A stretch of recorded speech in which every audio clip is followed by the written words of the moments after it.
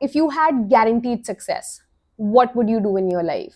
Or if you completely take money out of the equation, where do you see yourself? What is it that brings you joy? What is it that brings you fulfillment in life?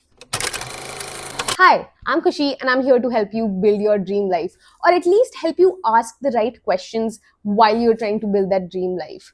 In this video, we're going to talk about how to stop playing small. And personally, for me, I feel the biggest reason why people play small is because we get stuck in survival mode. We don't get past it. Like, why do you need money? You need money to live a life that you love. You need money to do things that you love. But we get so stuck upon ki, oh, I have to build an empire of money and I just have to save and never use my money, and I want to have a bank account that is so big that I never run out of money. But until you're using that money, how do you ever run out of it? You need money to help you facilitate the life that you want. Money is not the end goal in itself. The life that you want to live is the end goal in itself. If you keep chasing money, you are stuck in survival mode. You've probably heard of Maslow's hierarchy of needs. Now, it has 5 stages. Stage number 1 being your physiological needs. Now, physiological needs are you able to breathe properly? Do you have enough food? Are you able to get enough sleep? Is your health okay? Are you able to walk properly? Are you able to do basic things for yourself? Now, once you fulfill all of these basic bodily needs, we come up to the second stage, which is the safety stage. Now, when you have a body that's working very well, you also need roof over your head to keep that body safe. You need shelter in the way that if you're sleeping at night, you know that a lion is not going to come and eat you, or it protects you from sunlight and rain and all of these external factors, that so that you're physically protected. Now, when you have a house and when you have shelter, you want to fill that house with people that you love and people who love you back, which brings us to the third stage, which is love and belonging.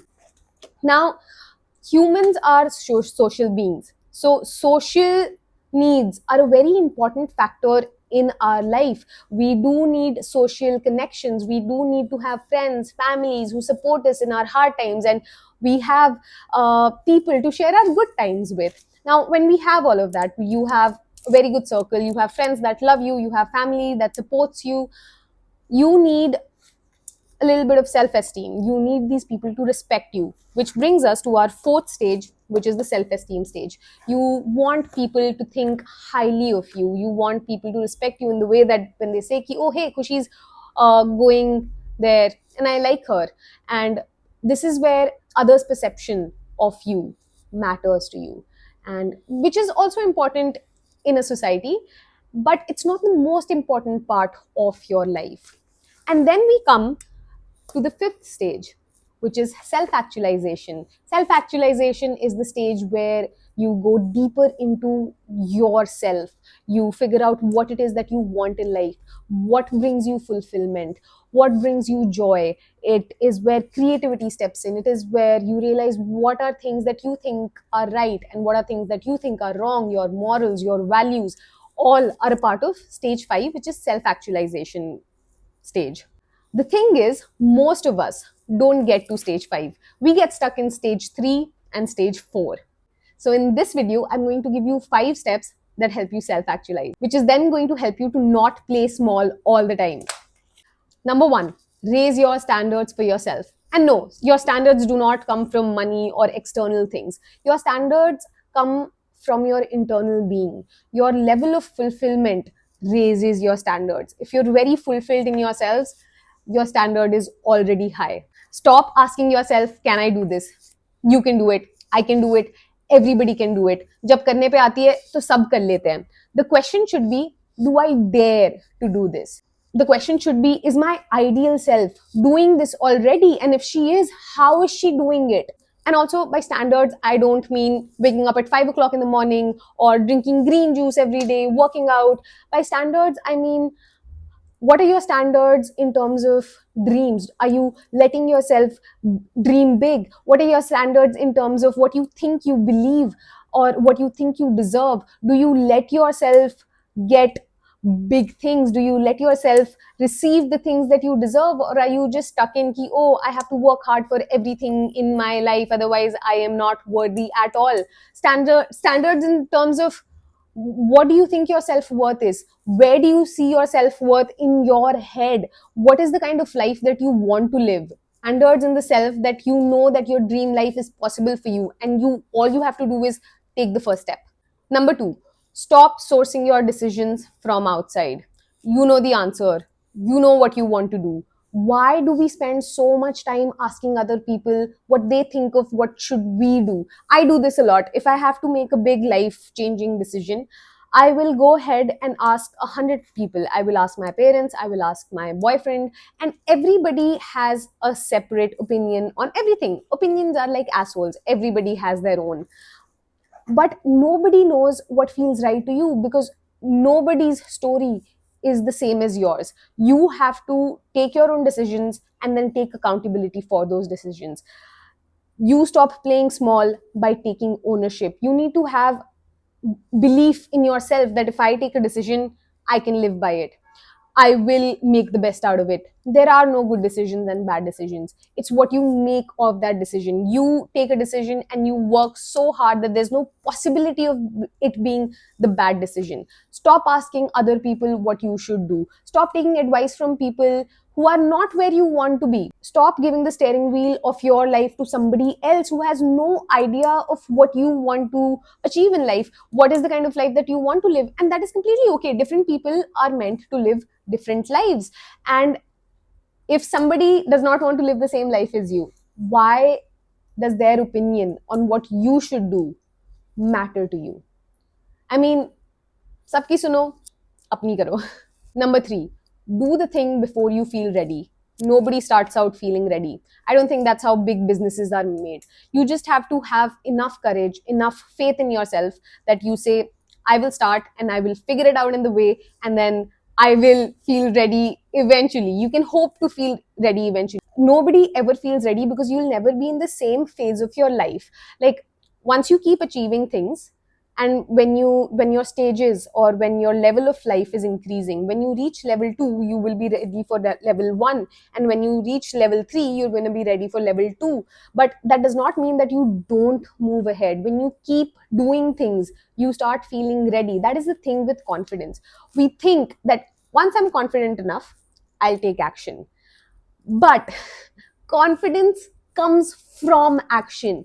When you make a promise to yourself and you live up to that promise, that is what gives you confidence. Confidence is not something that people are born with.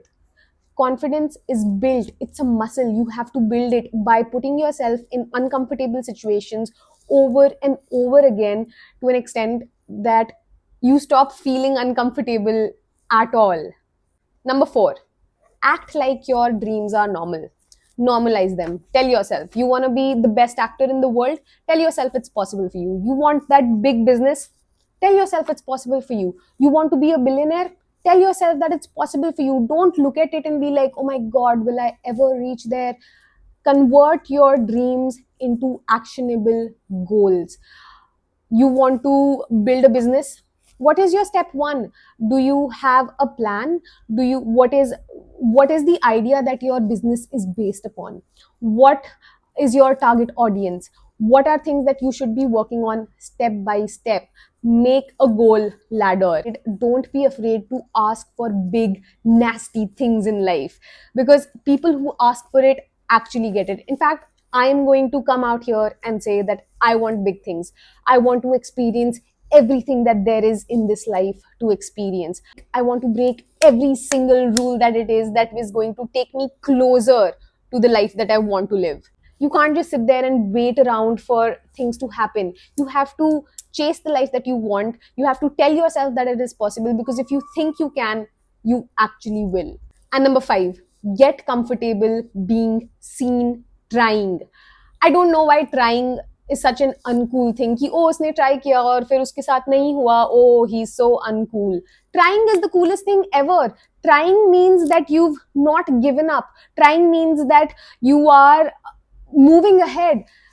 I don't know why we give so much importance to what someone else is thinking of us when they don't know what you want in life. Being embarrassed is not a thing at all. Nothing in your life is embarrassing. Let me hold your hand and tell you this: nobody built something worthwhile hiding or without taking any risks or fearing failure. It doesn't matter if you fail, but when you're trying, it's okay. You're failing because you're, if someone wants to say something about you, that sounds like a them problem. I see this so many times. जब India cricket हार जाती है, so many people in our country go कि ओ हमने ऐसे नहीं खेला, हमने वो नहीं किया, we are burning posters of people and all of that jazz. But these are the same people that were not in the field at that time, and people who are not in the field should not matter. Only the players in the field know what were the ground realities of that day, in that time, during that time. So it is okay if you're failing publicly. It does not matter. And given the attention span that we have today, people will talk about it at best for 5 to 10 minutes and move on. Nobody cares what you're doing with your life. Embarrassment is a myth. You cannot get embarrassed for trying. I think trying is one of the coolest things ever. Nothing comes easy to me. I am a big tryhard and I take a lot of pride in being a big tryhard. So if you want your dream life, if you want to stop playing small, you have to stop caring about what small tiny people say in their small tiny mouths. That is all. I hoped this helped. If you want more of such videos, you can follow me on Instagram here, and I hope to see you soon.